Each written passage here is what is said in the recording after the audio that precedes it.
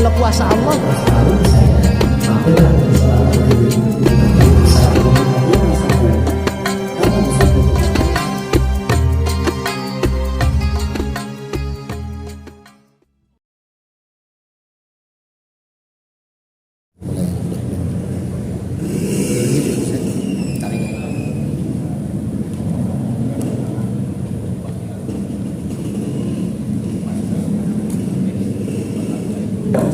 Ini udah mulai nih Ustaz.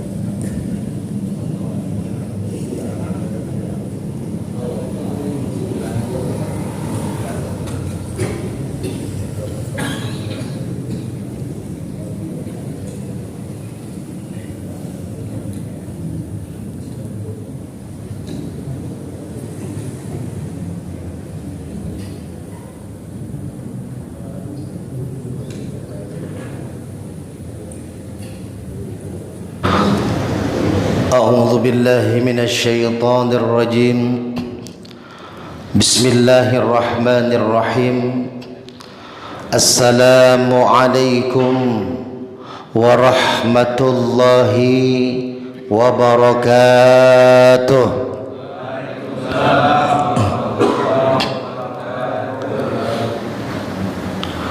الحمد لله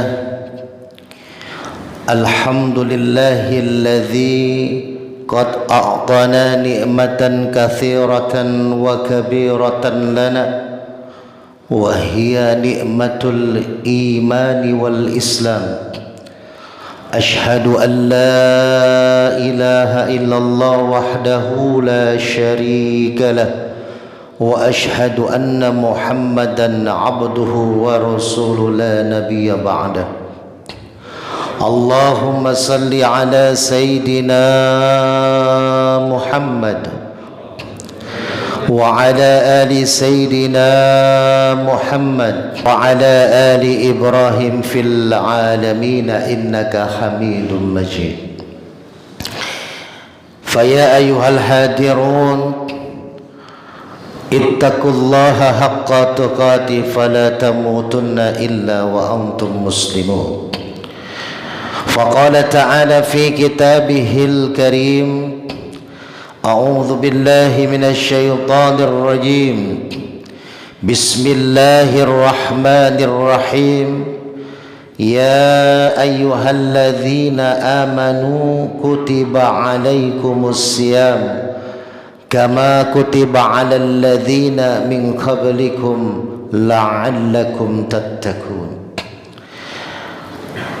وقال الله تعالى أيضا من عمل صالحا من ذكر وأنثى فهو مؤمن فلنحيينه حياة طيبة ولنجزينهم أجرهم بأحسن ما كانوا يعملون صدق الله العظيم. Hadirin jamaah salat subuh Masjid Darul Faizin yang dimuliakan Allah Subhanahu wa taala, amin. Betapa tidak kita harus mengucapkan tasyakkur binikmah atas karunia Allah Subhanahu wa taala, karena dengan nikmat yang Allah berikan kepada kita di subuh kali ini, wabil khusus nikmat iman, nikmat sehat, itu yang bisa menghantarkan kita bangun dari tidur kita, lalu kita melaksanakan sahur, lalu kaki ini, mata ini dibikin kuat oleh Allah untuk melangkah, untuk terbuka tidak terpejam menuju masjid yang kita cintai ini untuk melaksanakan sholat subuh secara berjamaah. Maka patut disyukuri, karena jangankan di bulan Ramadan, bagi kita yang bisa bangun subuh lalu sholat subuh di masjid secara berjamaah, kandungan pahala keberkahan yang Allah beri, bahkan sholat sunnah qobliyahnya saja lebih baik daripada bumi dan seisinya. Maka apakah lagi kita melaksanakan subuh berjamaah di masjid dan di bulan Ramadan. Mudah-mudahan amal kita dari awal Ramadan sampai nanti akhir Ramadan diterima oleh Allah Subhanahu wa ta'ala. Amin ya Allah ya Rabbal alamin. Salawat dan salam semoga senantiasa tercurah kepada pemimpin alam Nabi besar Muhammad sallallahu alaihi wasallam, kepada keluarganya, para sahabatnya, dan mudah-mudahan kita yang hadir di masjid ini, keluarga kita yang ada di rumah, mendapatkan syafaatul uzma kelak di yaumil akhir nanti. Amin amin amin ya Allah ya Rabbal alamin. Para jamaah, alhamdulillah kita sudah memasuki hari ke-6 ya. Alhamdulillah tadi malam saya jam 12 baru pulang dari Tanjung Priuk mengisi kultum di Komplek DKI Masjid Al-Amanah Sunter. Alhamdulillah walaupun hujan kita terabas karena perjuangan dakwah. Ini adalah sebagai kekuatan kita di bulan Ramadan, bahwasanya Ramadan itu datang hanya 1 bulan di dalam 1 tahun. Bahkan tema kita pada subuh kali ini, mungkin ada yang bertanya, ya, saya juga tidak tahu karena tema ditentukan oleh pengurus, tapi bagus sekali. Kok tema itu masih di awal Ramadan, tapi temanya adalah husnul khotimah di 10 hari terakhir bulan Ramadan. Kenapa kita sudah bahas akhir padahal masih di awal? Tapi ini bagus buat menjadi renungan kita. Kalau mau kita bagi, walaupun ada yang mengatakan itu hadis doif, 10 hari awal adalah rahmah, 10 hari kedua adalah maghfirah, 10 hari ketiga adalah idkum minan nar. Hadis doif bisa dipakai untuk memotivasi ya, untuk ibadah tidak boleh dipakai. Kenapa ada hadis doif, hadis lemah? Kalau kita mau melihat runut riwayatnya, hadis doif juga yang menceritakan tentang hadisnya adalah ulama-ulama besar yang dekat dengan Rasulullah SAW, hanya dia lemah karena sanadnya, rawinya tidak kuat. Tapi kalau bahasannya untuk memotivasi ya, dan ini bukan hadis yang masih ada ketentuan hadisnya, masih bisa kita pakai untuk semangat kita ya. Awwaluhur rahmah, 10 hari pertama rahmah. Kalau saya bagi 3 fase Pak, 10 hari awal, 10 hari kedua, 10 hari ketiga. Ini fase kehidupan manusia. Kalau manusia rata-rata umurnya 60 tahun kalau ngikutin Nabi Muhammad, apalagi umat di penghujung adalah umat di usia 60 sampai 63 kalau ngikutin Rasulullah. Maka kalau kita bagi 3, rata-rata sekitar 20 sampai 21 tahun. Maka coba kita gambarkan 3 fase Ramadan dengan 3 fase kehidupan kita manusia. Pertama, dari usia bayi sampai usia 20 tahun, itu masa dari anak-anak sampai masa di mana kita masih mencari jati diri kita. Ya paling 20 tahun itu masa-masa masih kuliah atau baru tamat kuliah. Jadi awal fase ini adalah fase semangat pemula, namanya seorang yang masih muda, masih semangat. Makanya wajar kalau 10 hari awal Ramadan coba tengok masjid, musola penuh. Tadi malam saja saya ngisi di Sunter Agung itu masjid yang menurut saya lumayan besar kas masjidnya, ratusan juta ya, mungkin di Komplek DKI, tapi luar biasa memakmurkan masjidnya. Yang namanya menguatkan para ustadznya, para penceramahnya, karena kebetulan ketua masjidnya itu yang sekarang, yang baru itu mantan wali kota Jakarta Utara yang dulu sempat menjadi sekda DKI di zaman Jokowi Ahok. Nah, beliau menjadi ketua masjid. Jadi saya kenal beliau dari zaman wali kota. Dulu beliau wali kota Jakarta Utara, saya masih tinggal Tanjung Priuk. Nah, saya sering keliling ceramah kelurahan, kecamatan sampai tingkat wali kota bersama beliau. Dan alhamdulillah walaupun sudah pindah ke Depok, hubungan silaturahim tetap terjaga. Dan sekarang beliau menjadi ketuanya. Dulu menjadi penasehat dari tahun 2011-2012. Beliau sangat soleh ya, sampai bulan puasa tahun ini luar biasa. Sangat, tadi malam itu yang buka puasa bersama ratusan orang, disupport oleh masjid. Semua berlomba-lomba masjid mengadakan buka puasa bersama ya Pak.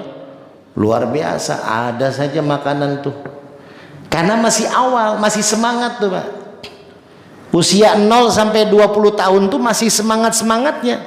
Wah, pengen masuk STM, pengen masuk kuliah kedokteran, pengen masuk. Itulah usia 0 sampai 20 itu usia semangat. Dari bayi belajar dia tengkurap. Nih anak saya Pak masih 6 hari.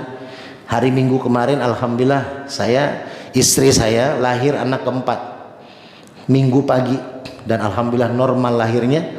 Jadi anak pertama saya laki-laki, anak kedua laki-laki di pesantren di Purwakarta, yang ketiga perempuan kelas 5 SD, yang keempat perempuan.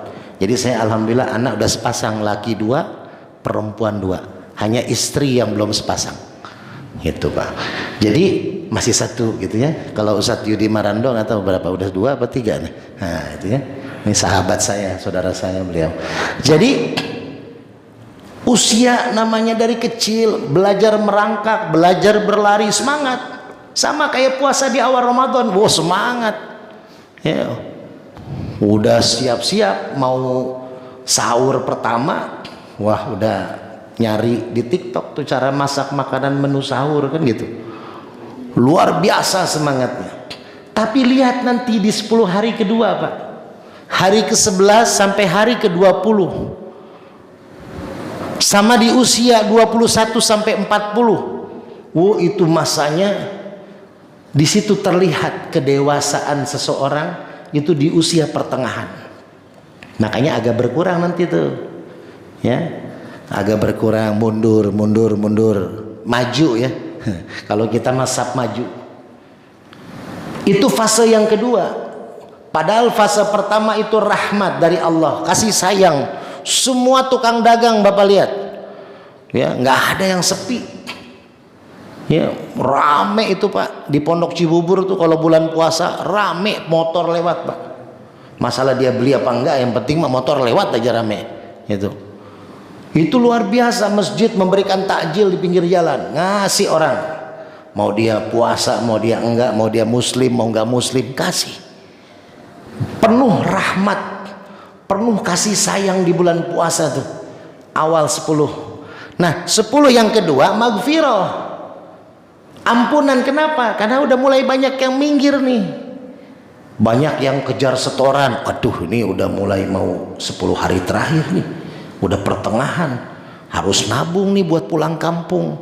Wah harus nyari sampingan nih buat tambahin nanti kalau saudara-saudara minta THR. Ini berlomba-lomba nanti yang minggu kedua. Jadi akhirnya mulai mundur tuh, sapnya mulai maju, jamaahnya mulai mundur keluar.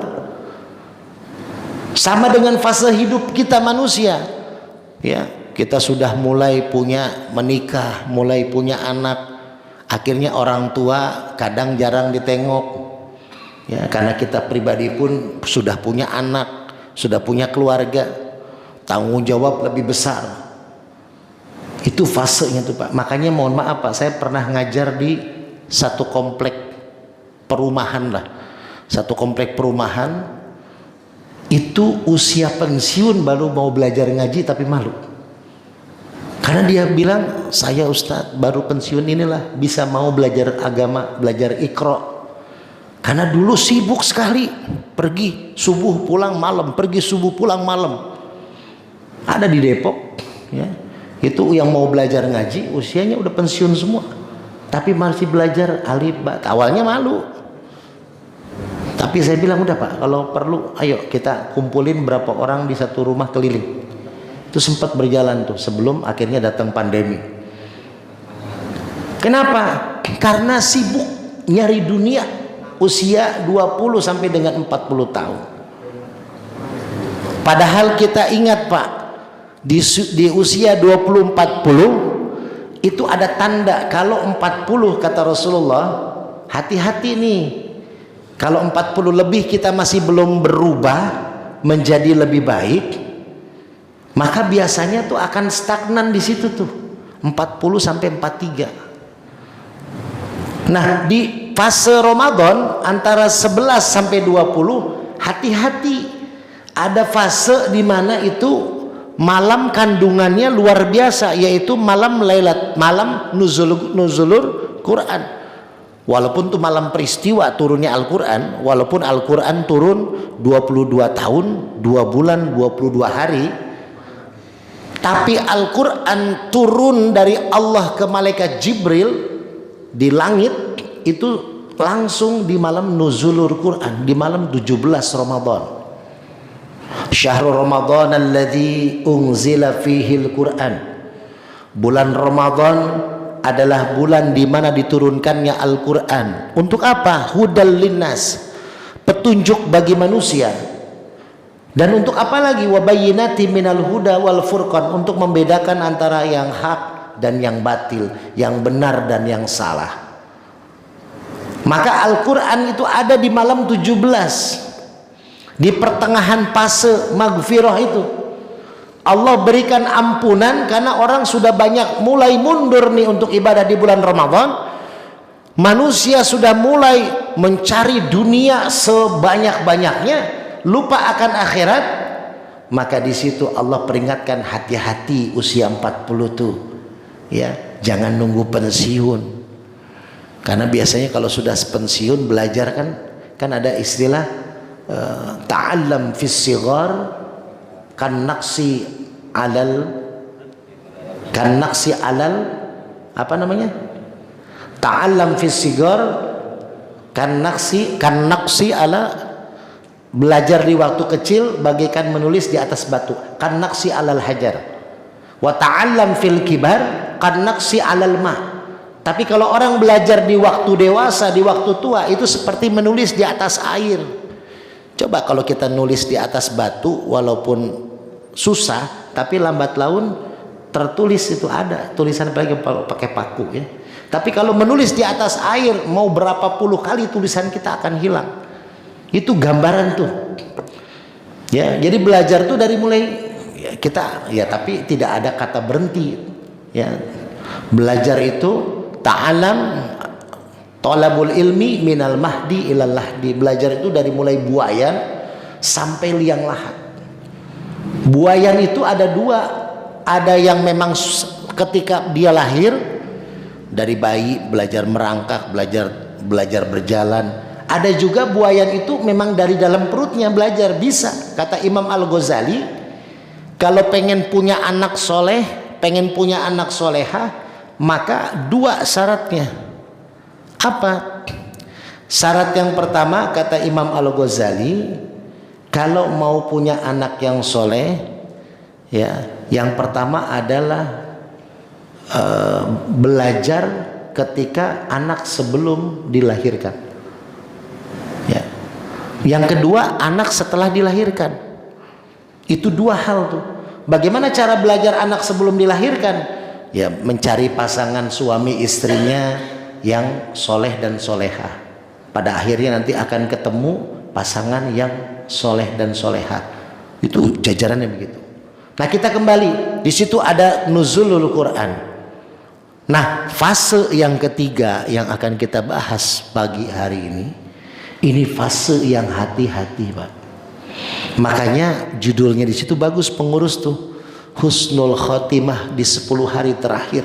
Bagaimana cara kita dapat kebaikan, ya, di akhir, husnul khotimah, kebaikan di akhir pada 10 akhir Ramadan.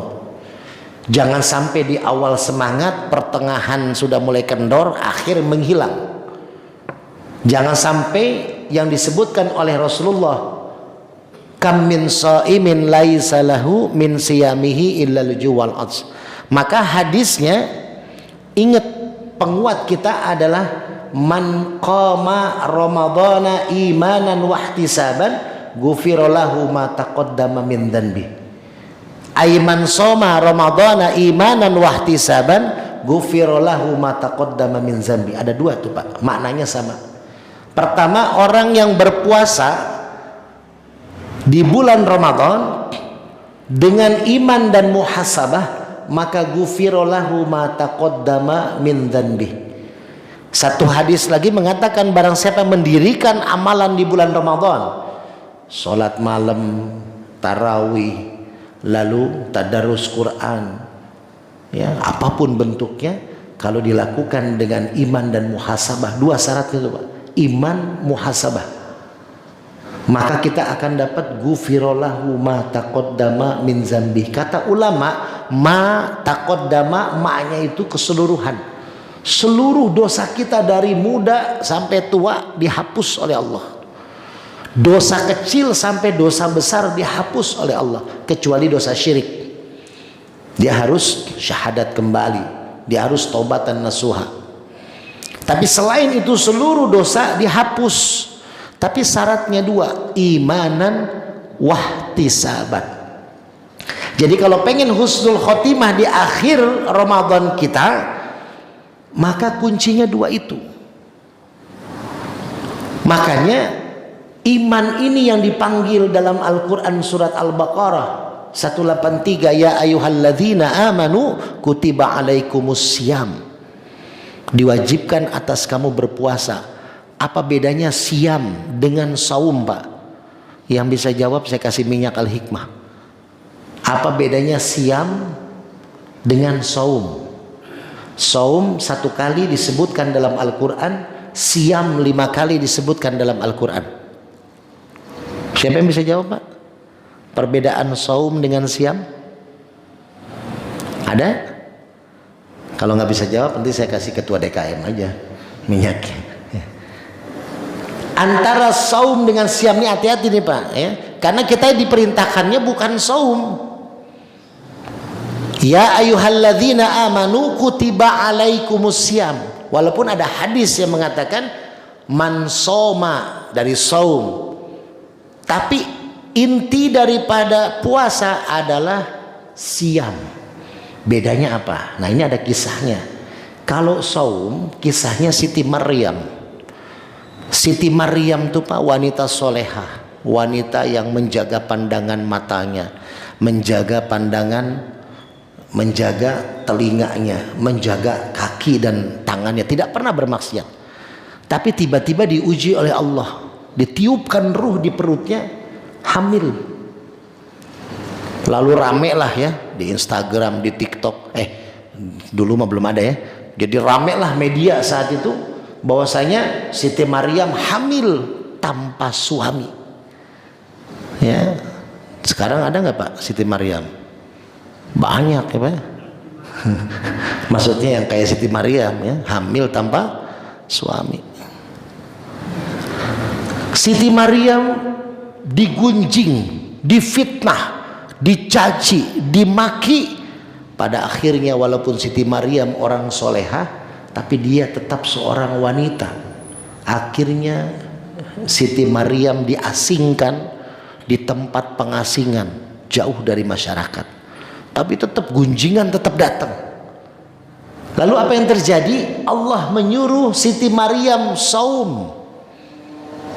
Nah ini, Siti Maryam disuruh saum sama Allah, bukan siam. Tapi di dalam saumnya, malaikat disuruh oleh Allah menggetar-getarkan pohon kurma, lalu jatuhlah kurma, lalu dimakan oleh Siti Maryam. Jadi Siti Maryam saum tapi makan kurma. Makan kurma untuk apa? Menjaga bayinya. karena tempat pengasingan kan, nggak ada yang ngasih makan, nggak ada yang apa, Allah yang ngasih. Lalu disuruhlah malaikat untuk memberikan air Zam-Zam, minumlah Siti Maryam. Tapi Siti Maryam tetap saum. Artinya apa? Allah menyuruh Siti Maryam diam, tidak usah menjawab hinaan, cacian, makian daripada masyarakat. Disuruh diam. Jadi saum itu spesifiknya beda dengan siam. Kalau siam itu dia selain menahan makan dan minum, juga menahan hawa nafsu dari seluruh anggota badan kita. Tapi kalau saum bisa jadi nih, Bapak misalkan pulang ke rumah ya, terus istri tadi lupa bangunin sahur, Bapak cuman minum kopi bekas tadi malam misalkan, tidak makan ya, wah kesel Bapak sama ibu kan, nggak bangun-bangun lagi. Akhirnya Bapak pulang subuh, istri minta uang belanja, Pak minta belanja buat nanti buka puasa. Bapak diem aja.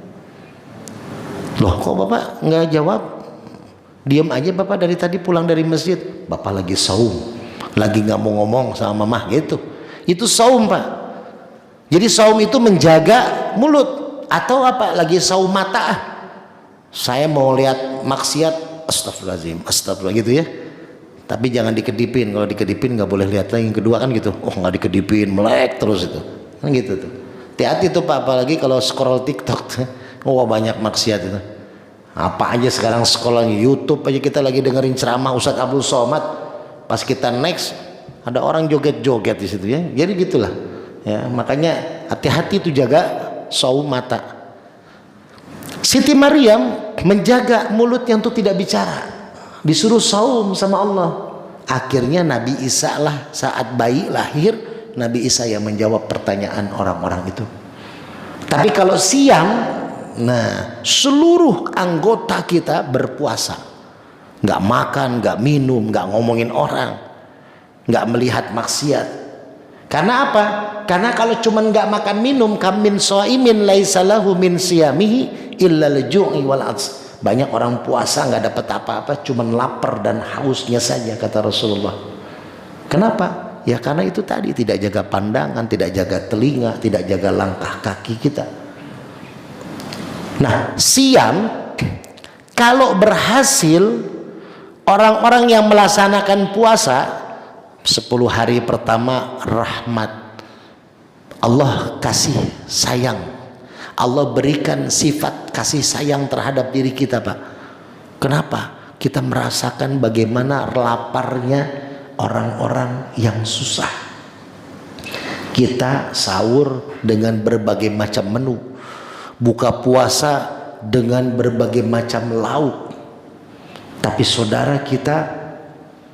saudara-saudara kita yang memang kekurangan, apalagi sekarang harga serba mahal Pak, luar biasa mahalnya kan, beras segala macam, itu terasa sekali. Bahkan ada orang yang tidak makan karena memang tidak ada makanan. Coba tengok saudara kita di Palestina, Masya Allah, itu lebih parah. Bahkan kisah dulu Pak, Umar bin Khattab, ketika Umar bin Khattab menjadi khalifah, ini yang ditakutkan sama Umar.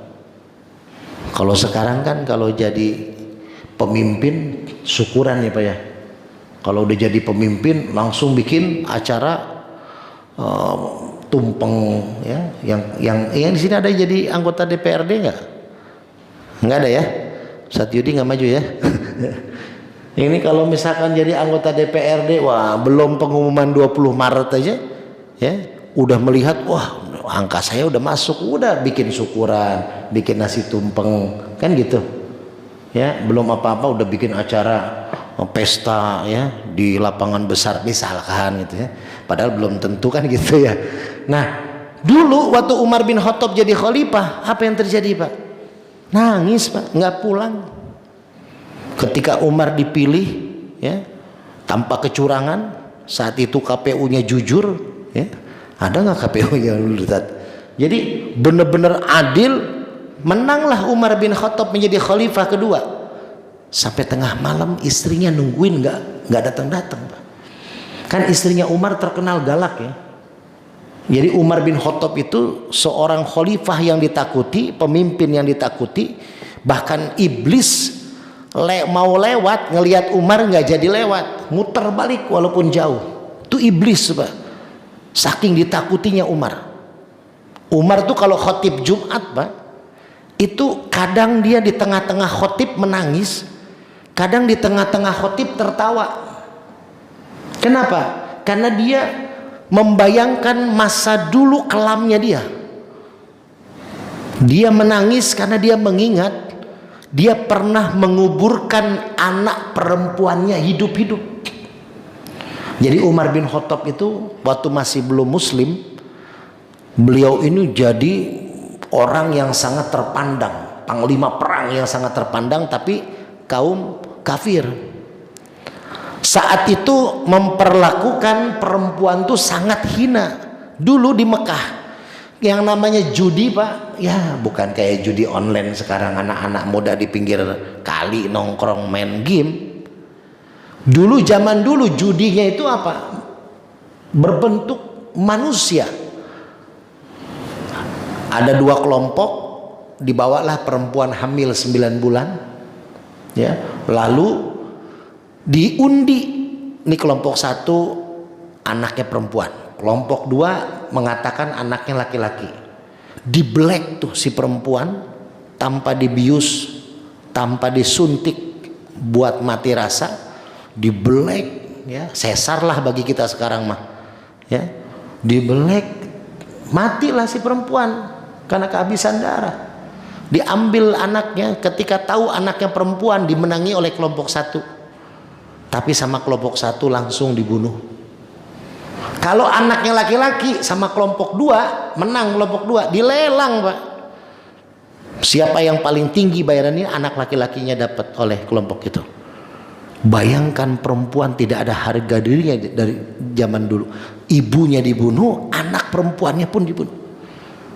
Nah, ada hukum yang tidak tertulis zaman dulu, kalau punya anak perempuan tuh aib. Makanya waktu Umar bin Khattab istrinya melahirkan, ditanya sama Umar, anak kita laki atau perempuan? Laki-laki. Istrinya ketakutan. Ditutupilah anak perempuan itu, dianggap sebagai laki-laki. Betul-betul dijaga jangan sampai Umar sebagai ayah tahu. Pakaiannya dibikin pakaian laki-laki, gaya rambutnya dibikin gaya rambut laki-laki, mainannya juga mainan laki-laki. Nah, ketika satu saat ya umur 4 tahun ya, diajaklah sama Umar bin Khattab keluar rumah anaknya itu. Lalu anaknya minta pipis, minta buang air kecil. Disitulah Umar melihat pertama kali anaknya ternyata perempuan. Disitulah Umar, satu sisi dia sayang sama anaknya, tapi di sisi lain dia merasa takut dan malu kalau sampai anak buahnya tahu anaknya perempuan. Apa yang terjadi? Digali tanah, dimasukin anaknya, ditanya sama anaknya, ayah buat apa gali tanah? Dia diam sambil netesin air mata. Walaupun dia keras, dia galak, sebenarnya hati kecilnya dia sayang sama anaknya. Dia netesin terus air mata Pak, dia gali tanahnya, dimasukin anaknya, sampai anaknya tuh terus manggil ayahnya. Dia cuma nangis netesin air mata, dikubur hidup-hidup anaknya. Itu bejatnya, makanya dikatakan kaum jahiliyah tuh kaum bodoh. Orang-orang bodoh yang hati kecilnya sayang, tapi karena rasa malunya terhadap orang lain, dikorbankanlah kasih sayangnya dia. Ini Pak jangan sampai terjadi. Kadang kita nggak enak sama anak buah, nggak enak sama teman, nggak enak sama jabatan yang kita punya, anak keluarga dikorbankan. Ya, jangan pernah kita mengorbankan orang-orang yang tersayang sama kita. Maka dalam Al-Quran apa? Ku anfusakum wa ahlikum naro. Jaga diri kita pertama, lalu jaga keluarga kita yang ada di rumah kita. Itu dijaga dari api neraka, dari hal-hal kemaksiatan. Ini Umar menangis ketika khutbah kalau mengingat kejadian itu. Sekaligus tertawa karena dia berpikir, bodoh sekali saya zaman dulu sebelum masuknya dia ke dalam Islam. Nah, Umar ketika terpilih menjadi khalifah, istrinya lebih galak. Walaupun Umar galak, sadis, istrinya lebih galak. Satu saat ada anak buahnya, jamaahnya, umatnya Umar bin Khattab pengen ngadu kelakuan istrinya. Istrinya itu galak. Akhirnya dia mau ngadu ke Umar bin Khattab sebagai khalifah. Ketika mau mengetok pintu khalifah, terdengar dari dalam Umar sedang diteriak-teriaki sama istrinya, tapi Umar diam saja. Akhirnya si sahabat ini ya pulang. Dia pikir, ngapain saya curhat sama pemimpin yang pemimpinnya juga dibentak-bentak istri. Pas dia lagi balik, si tamunya sudah berapa langkah, Umar buka pintu, dipanggil, fulan, mau kemana kamu tadi, mau ke rumah nggak jadi? Diceritakanlah. Apa kata Umar? Saya memang sadis, saya memang galak, apalagi saya sekarang sudah menjadi khalifah, tapi tetap istri saya lah yang menjadi rajanya di rumah saya. Saya nggak bisa dilihat orang sebagai orang yang terpandang kalau pakaian saya lecek, kalau pakaian saya nggak bersih. Siapa yang membersihkan pakaian saya? Istri. Saya tidak akan dihargai orang kalau saya keluar ketemu orang perut saya bunyi, lapar. Siapa yang menyiapkan makan? Istri. Saya tidak akan tenang kumpul dengan kalian kalau pikiran saya mikirin anak-anak di rumah. Tapi karena ada istri yang mikirin, saya jadi tenang. Jadi istri marahnya adalah meluapkan lelahnya, capeknya mengurus rumah tangga.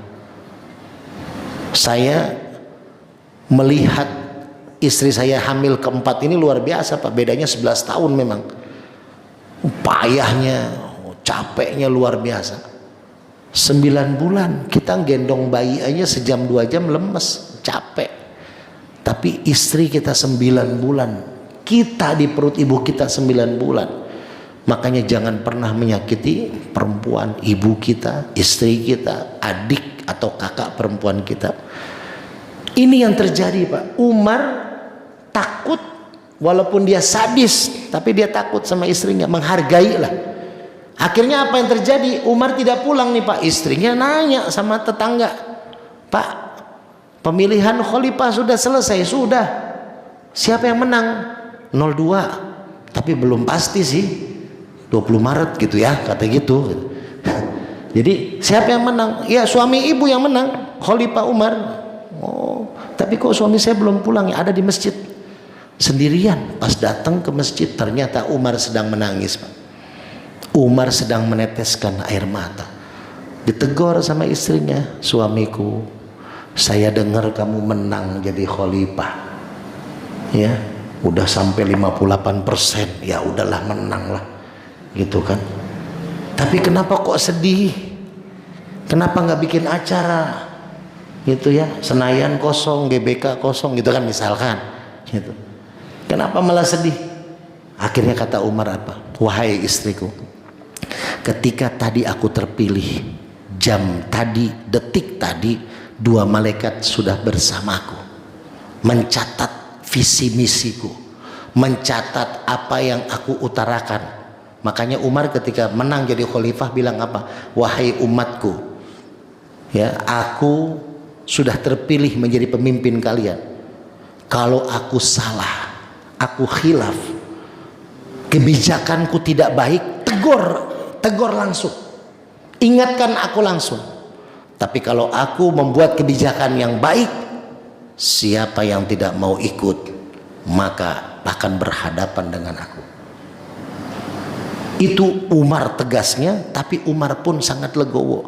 Nah, saya mau cerita, sepanjang tadi saya briefing tentang Umar, yang saya mau cerita ya, ini hati-hati ketika kita menjadi pemimpin Pak. Karena apa? Ayat Al-Quran mengingatkan, kullu nafsin dha'iqatul maut. Setiap yang bernafas pasti mati. Itu udah pasti. Tapi kata Allah ayat selanjutnya, wa nablukum bisyarri wal khairi fitnah wa ilaina turja'un. Yang dikhawatirkan sebelum kita mati, wa nablukum, Allah akan uji kita dengan ujian keburukan dan ujian kebaikan. Kita anggap yang namanya ujian itu keburukan. Nyalek gagal itu ujian. Udah habis duit, habis waktu, punya tim sukses puluhan orang, ya, udah habis ratusan juta, tapi ternyata yang milih cuman 9 orang. Ada tuh artisnya, dapat suara cuman 9 orang, habis ratusan juta. Itu apa Ustaz Yudi Marando mah? Ya, pengamat politik beliau ya, gitu. Jadi udah banyak di Depok aja, banyak Pak yang kehilangan suara, yang ngadu ke saya, Ustadz, ya. Tapi nggak ada yang minta komplain ke saya karena saya nggak pernah jadi tim sukses. Jadi hanya datang pesen minyak, ya udah kan bisnis kan gitu. Ada dari PKS Pak Haji Kurtifa pesen minyak Al Hikmah, pakai stiker dia. Pak Imam Budi Hartono, Pak Wakil Wali Kota Depok pesen minyak Al Hikmah. Ya, beliau tapi tidak nyalek, beliau kan tulisan cuman foto beliau, ketua DPD PKS, ketua Nasdem Pak Hardiono juga pesen minyak pakai foto beliau. Terus DPD RI Jawa Barat, saingannya Komeng, ada anaknya, anak pertamanya Rois Suryah PWNU Jawa Barat, Teifa Faiza Rohmah, itu sahabat saya satu pesantren sama beliau di Muhajirin, pesantrennya beliau. Saya Rois Am pertama di Muhajirin yang pernah saya ceritakan dulu di sini. Nah, ayahnya beliau, bapak angkat saya, Kiai itu adalah Rois Suryah PWNU Jawa Barat.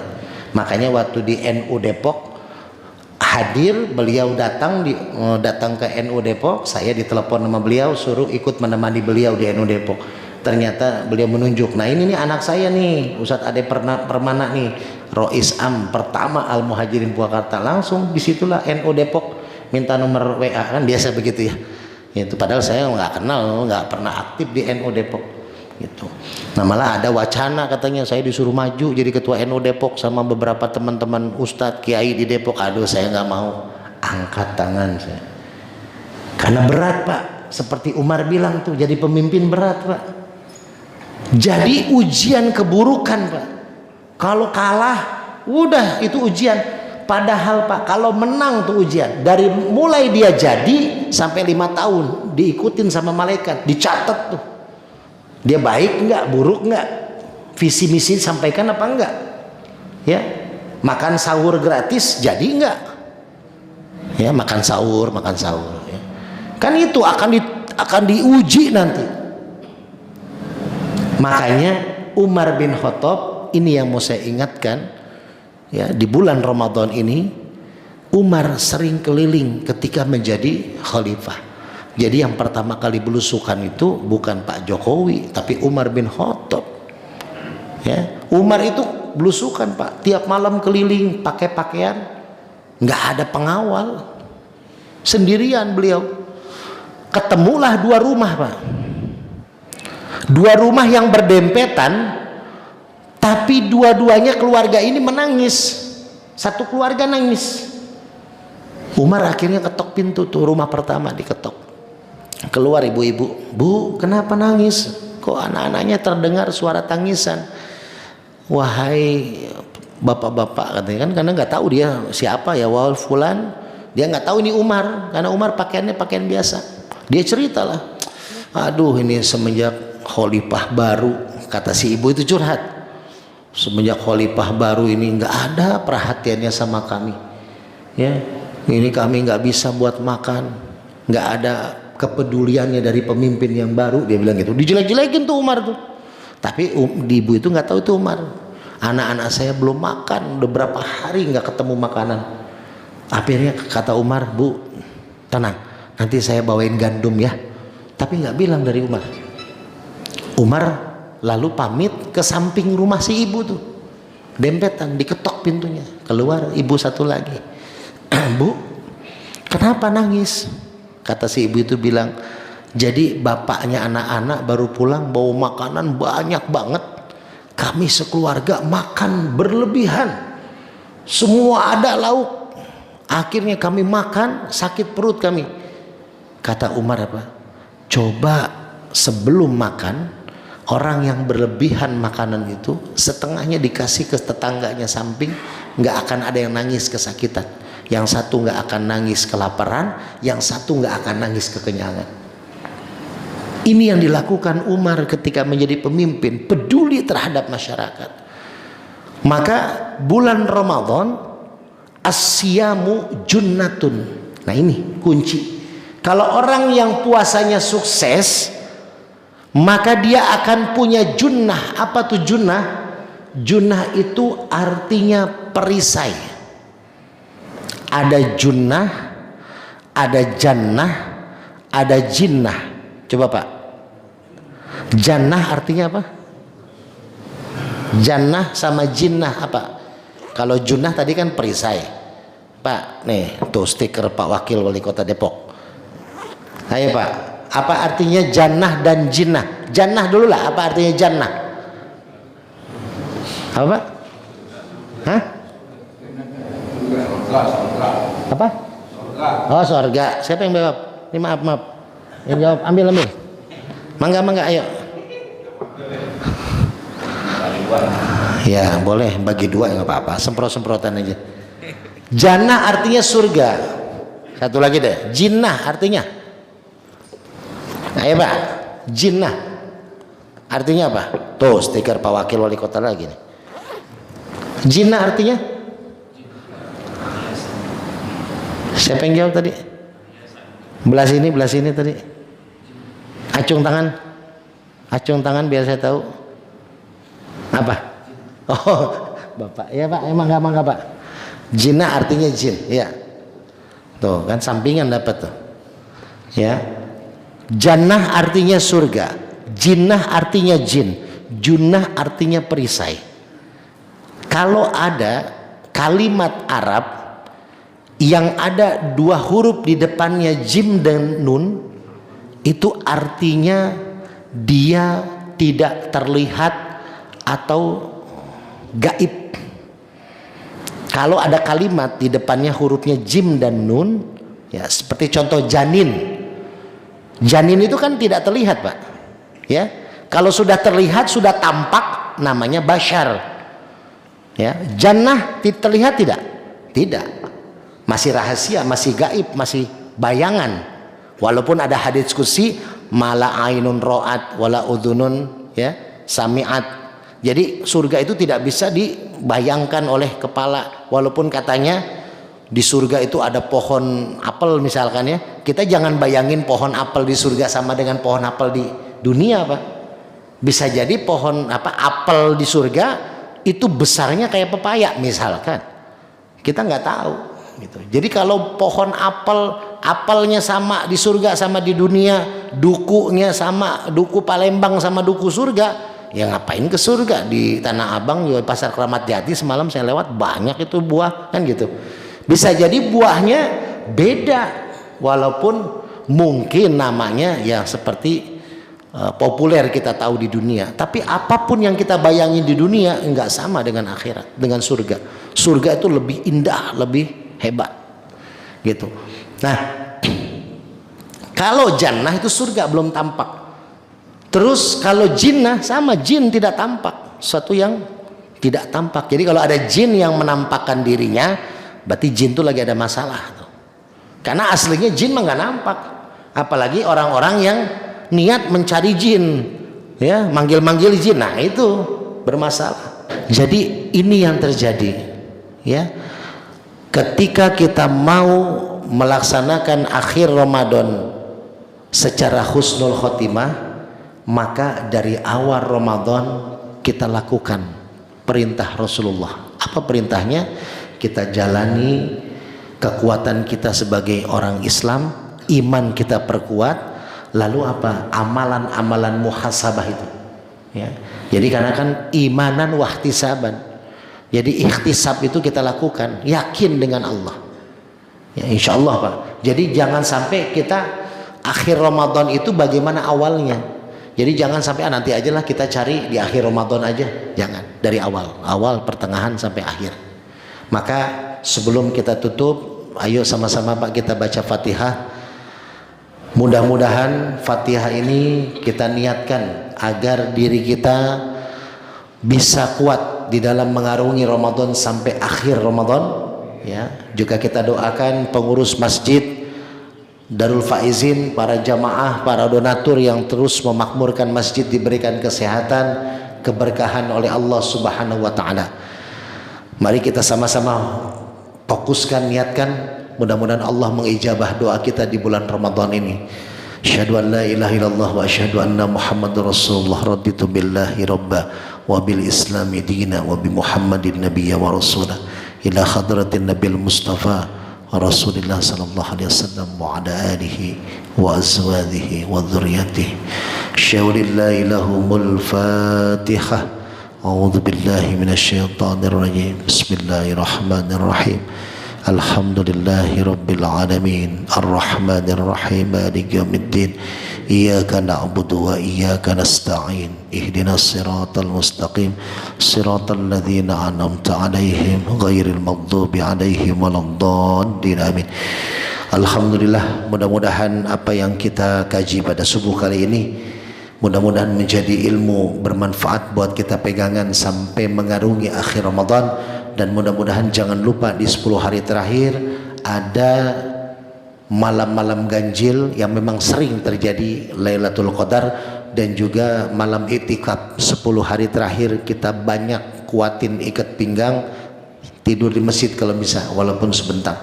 Niat itikaf, mudah-mudahan apa yang kita dapatkan pada subuh kali ini bermanfaat buat kita semua. Saya mohon maaf, mudah-mudahan kita bisa bertemu kembali setelah Lebaran. Dan minal aidin wal faizin, mudah-mudahan kita semua diampuni oleh Allah Subhanahu wa taala. Wabillahi taufik wal hidayah wal afu minkum. Assalamualaikum warahmatullahi wabarakatuh.